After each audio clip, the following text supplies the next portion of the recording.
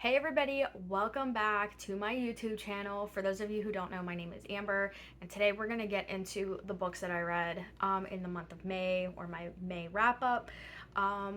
So I remember in my last video I talked about my goal for the month of May was to read 6 books because I had a week off for my birthday. Guys, I read 8. I read 8 books. I have never read so many books in such a short amount of time. I was so impressed with myself. I finished the last one last night at like 9:30. So like I really wanted to make sure that I got that done in May so that I could talk about it in this video because I just loved it so much. But we're going to get to it. So, the first book that I read in the month of May was Reminders of Him by Colleen Hoover. I just loved it. I loved it so much. So I'm going to try not to ruin a lot of like what these books were about because I like to go into books blind, and I don't know if you guys are like that or not, but if you are, like, I don't want to ruin anything. So this book is basically about, it's dual POV. It goes back and forth between Kenna and Ledger. So Kenna goes to prison, and then when she gets released, she has to figure out how to get her custody of her daughter back, and Ledger is her way of doing that. So that's literally all I'm going to say about this. It was amazing. I gave it 5 stars. I just love, I read a lot, not a lot. I think this is the fourth Colleen Hoover book I've ever read. And I just love all of her stuff. Like, I really do. I want to go out and buy the rest of her stuff, but I'm on a book buying ban right now, and I'll talk about that at the end of the video. But I give this a 5 stars. I highly, highly, highly recommend. Um, and then, because I was on a Colleen Hoover kick, I read Verity by Colleen Hoover. I think I gave this 4 stars also. Um, and this is basically about, I don't even remember her name. So her name is Lowen. She is a writer, and Verity's husband runs into her, and so Verity is an author, and she had an accident, and her husband wants Lowen to come and finish. Verity was in the middle of writing like a book series, and he wants Lowen to come and finish the series since Verity can't do it. So it's very creepy. A lot of people will say letter or manuscript. If you've read it, you know what I mean. I am totally manuscript. I hated the letter, which is why I didn't give 5 stars, quite honestly. But I still highly recommend. It was a really good book. It was very interesting. It kept me, I think I read it in 2 days. Like, it kept me interested for sure. So then I read Hostage by Claire McIntosh. This one took me a little bit to get through. I still gave it 4 stars. I did really enjoy it, but her writing, for some reason, it just takes me a minute to get through her books. I don't know what it is. Her books are always so good. I mean, I was interested in it. It just, for some reason, was just taking me a while to get through it. But yeah, it was really good. I highly recommend. This one is about what are they called? A flight attendant, and she is a flight attendant for the first direct flight going from Sydney to, I don't remember where they're going to, between London and Sydney.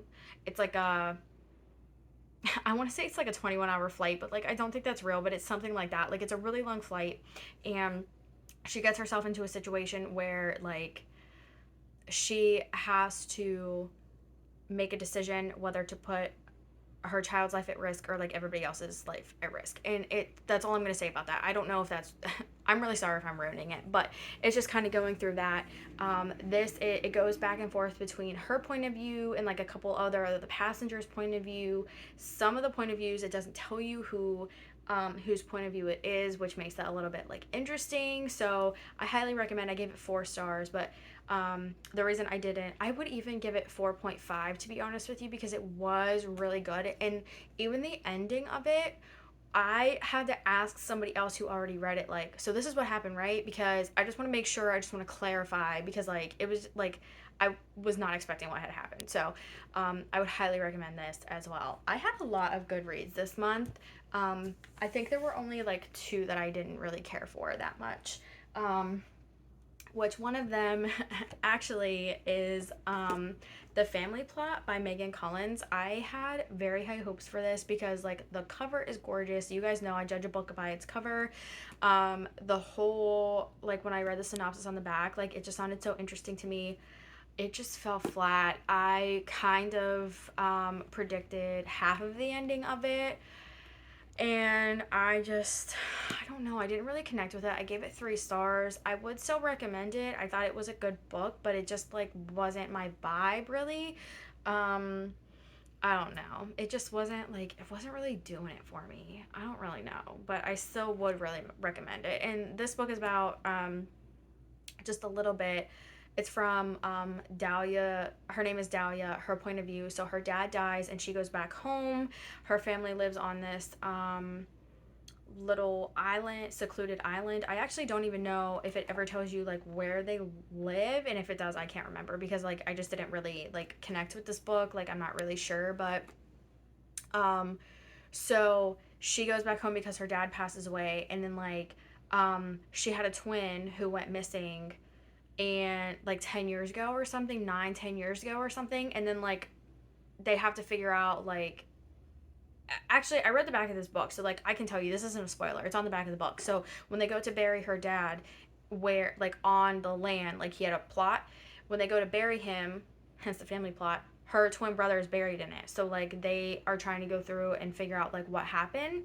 And I don't know, it wasn't like, I kind of predict, like I said, I kind of predicted half of it from like within the first couple of chapters.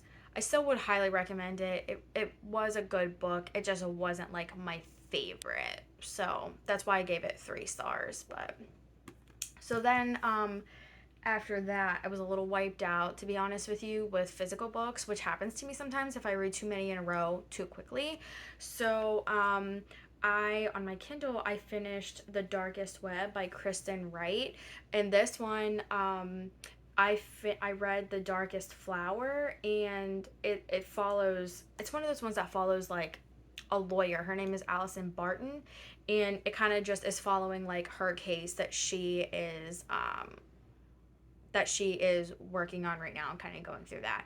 I think I gave this one I think I gave this one a 3 stars, and I will tell you why. I did not like the ending. I did not like what happened, and I told myself if this is how this is going to end, I'm giving it 3 stars. And I originally gave it 4 stars because I was really interested in it, but then like it ended up happening how I didn't want it to happen. It was just too easy. The ending was too easy, and I just didn't care for it. So okay, I don't want to say I didn't care for it. I did care for it, but it was just too easy. It was way too easy. So I gave it 3 stars. I gave it 4, but then I was like, nope. I said if it ended this way, like it was gonna get 3. So I changed it and I gave it 3.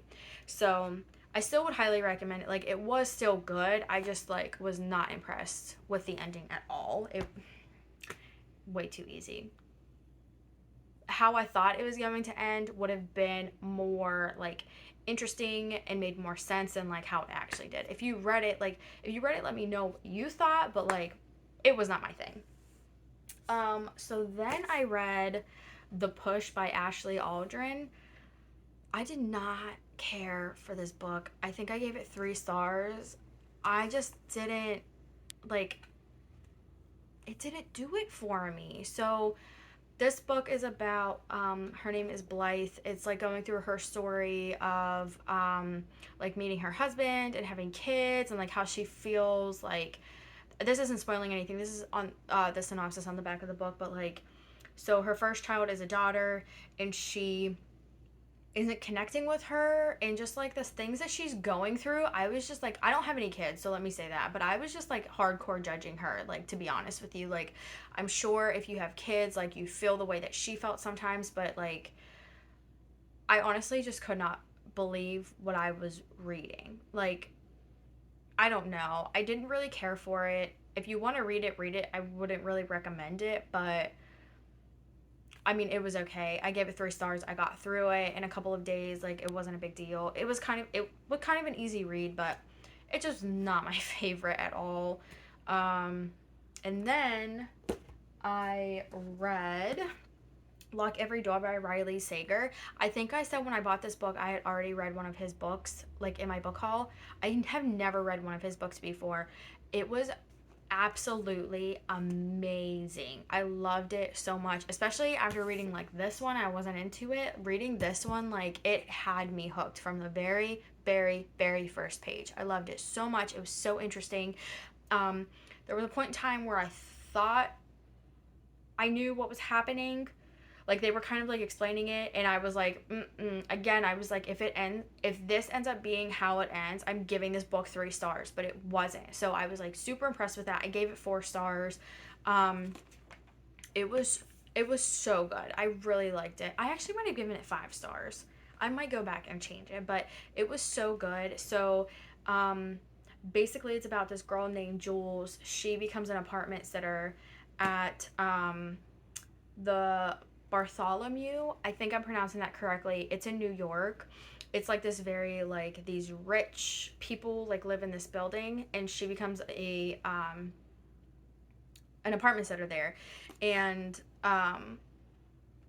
and she's told that the woman who, you know what, I'm actually not gonna say that, but it was just so good. Like there, like I could not have predicted like what was gonna happen in this book. It was so good. I really enjoyed it. I'm gonna read more of his stuff because I just loved it so much. It gave me like Ruth Ware vibes, which like she makes a comment on the front. Like I just loved it so much. I'm gonna make sure that I definitely read more of his stuff. I highly recommend this one. All right, guys. So the last one I read for the month of May, I finished it yesterday. All right. It is Kristen Hanna, The Nightingale. I put this book off for 3 weeks because I did not think I was going to like it. It's considered historical fiction. I'm not into that. I didn't think I was into that. And it's also very thick. It's almost 600 pages long. And I was very intimidated by it. I was worried that I wasn't going to like it. So a couple years ago, I tried to read All the Light We Cannot See, and I hated it. I hated it. I DNF'd it. Like, couldn't finish it. It was awful. It was just too much for me. I don't know. But this book, oh my God. I was ugly crying last night at 9:30. Like, it was insane. I read this book in like 2 days. And it's thick, and I'm a slow reader. Like, usually it takes me a minute to get through these thick books, but it was just so amazing. So basically, the gist of the book is it goes back and forth. It's not necessarily like dual POV. It's in third person. So so basically, I take that back. It's not. But so basically, you go back and forth between, I don't even remember the sisters' names, and I honestly feel terrible. Isabel is one, and then the other one has a name that, like, I think it's like Vienna or something. Like, I don't know. Um, it's Vianne. It's Vianne. I just called her V because, like, some of this, so it's about these sisters. They live in France during World War II. And like I said, it's fiction. So, like, this didn't really happen, but, like, it's kind of going through their story.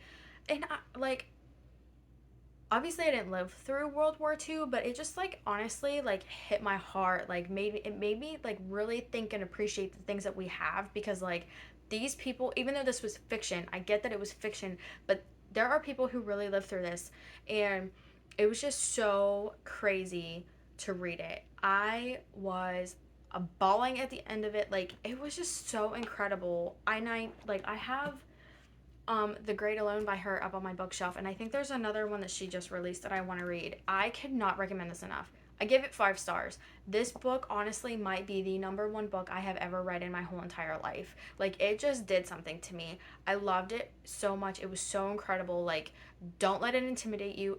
Like I literally almost skipped meals to read this book, guys. Like it was just so good. I cannot tell you enough. I feel like I keep saying that it was good, but it was fantastic. I highly, highly, highly recommend, if you only read one book in your life, make it this one because it was so good. Oh my goodness.